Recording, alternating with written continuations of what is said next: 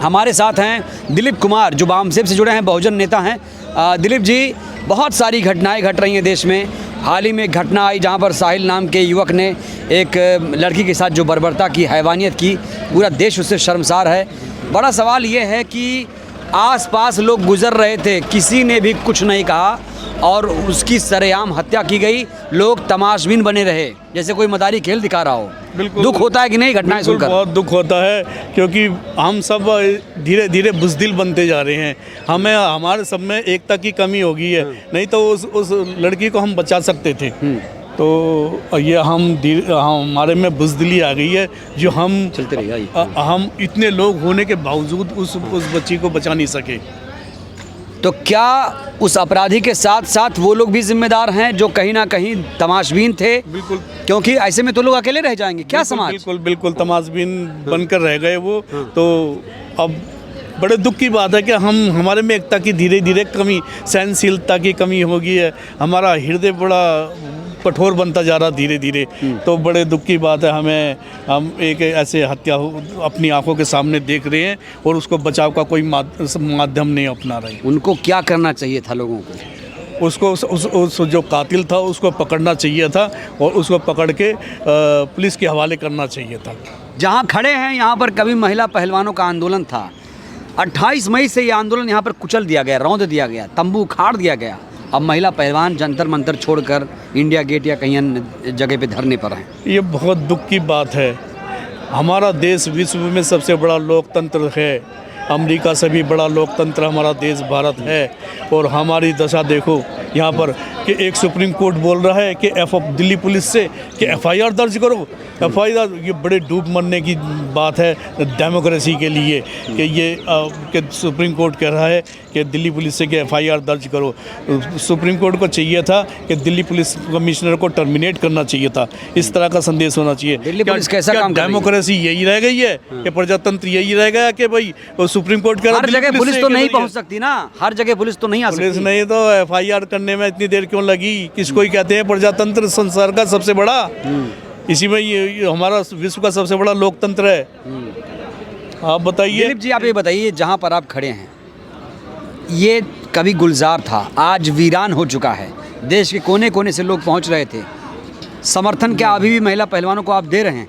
समर्थन अब उनको बॉर्डरों पर मिलने लगा है सब जगह। ये तो बहुत लंबा जाएगा ये आंदोलन, क्योंकि मैंने बोला ना, विश्व का सबसे बड़ा प्रजातांत्रिक देश होने के बावजूद भी हम नागरिकों की ये दशा है कि हमारे फंडामेंटल राइट्स कुचल दिए गए हैं। क्या यही हमारे फंडामेंटल राइट्स? नई संसद बन गई, क्या बात कर रहे हैं आप? नई संसद तो जनता के टैक्स से बनी है ना। तो जनता का टैक्स है, हमारा टैक्स है। हमारा रिटायरमेंट के बाद भी हमारे पे इनकम टैक्स लगा हुआ है।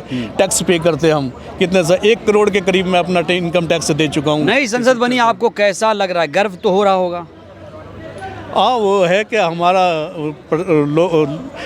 रिनोवेशन उसमें हो गया, उसमें मॉडिफिकेशन हो गया, तो अच्छा। रिनोवेशन नहीं हुआ है, अलग से नई संसद बना के दी मोदी जी ने। तो इसमें सदा तो रहेंगे नहीं वो। ये प्रजातंत्र देश है, इसमें हर 5 साल लोकतंत्र देश है। प्रजातंत्र लोकतंत्र एक डेफिनेशन प्रजातंत्र। आम लोगों के लिए बोल रहा हूँ। लोकतंत्र लोग जानते हैं। लोकतंत्र प्रजातंत्र किताबों में लिखा हुआ है। हाँ, सही बात। पॉलिटिकल साइंस की किताबों में। तो इसलिए हमारा देश बहुत बड़ा लोकतंत्र और प्रजातंत्र है। तो कोई ना कोई 5-5 साल बाद ये संसद में बदलता रहेगा, जो भी अच्छा काम करना है। और आने वाले समय में ये हमने 60 साल कांग्रेस ने राज किया था, अब ये 10 साल इनको होने को हो गए हैं। कांग्रेस ने 60 साल में इतनी गुंडागर्दी नहीं करी होगी जिन्होंने 9 साल में इन्होंने करके दिखा दी है।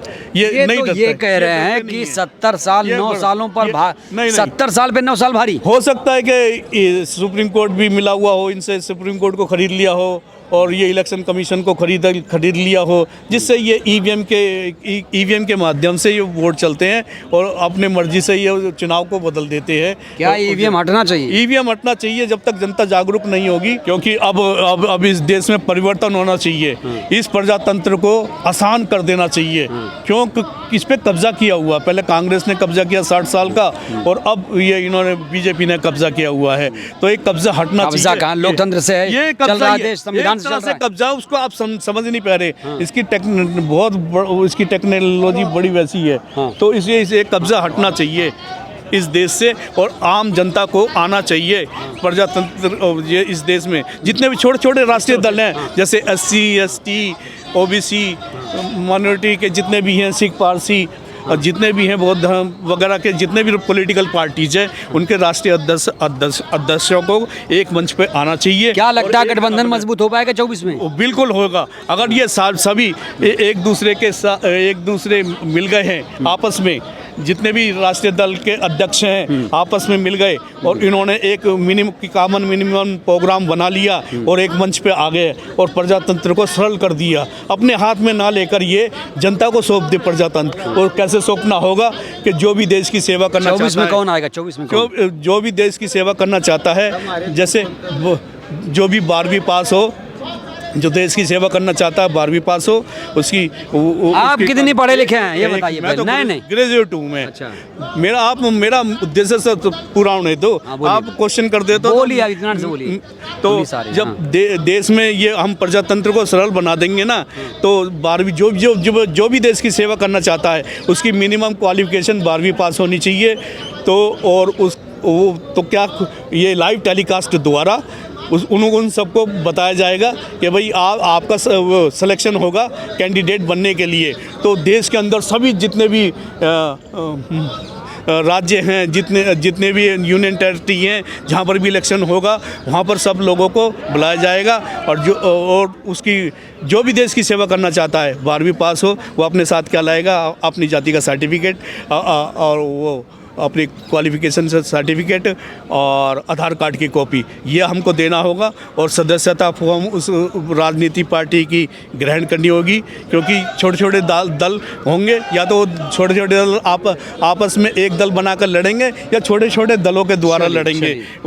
तो अभी हुआ पुरानी, जब उनका सिलेक्शन हो जाएगा, जब उनका सिलेक्शन हो जाएगा ना, फिर वो कैंडिडेट बन जाएगा आने वाले समय के लिए, और उनका कोई अपनी तरफ से कोई किसी को खड़ा नहीं करेगा। हम प्रजातंत्र को इतना सरल बना देंगे कि कोई ये मतलब किसी को जनता को शिकायत मिलेगी नहीं आने वाले समय में।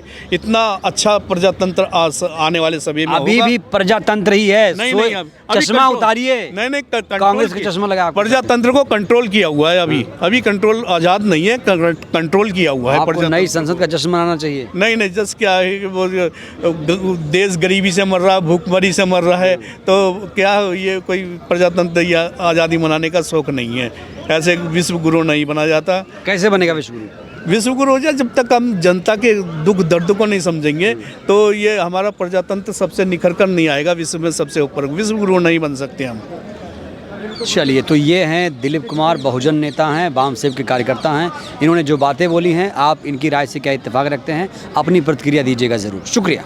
नेशनल दस्तक की आपसे गुजारिश है कि अगर इसको बचाना चाहते हैं तो नेशनल दस्तक को सब्सक्राइब करने के लिए रेड कलर के सब्सक्राइब बटन को दबाएं, फिर बेल आइकन की घंटी दबाएं।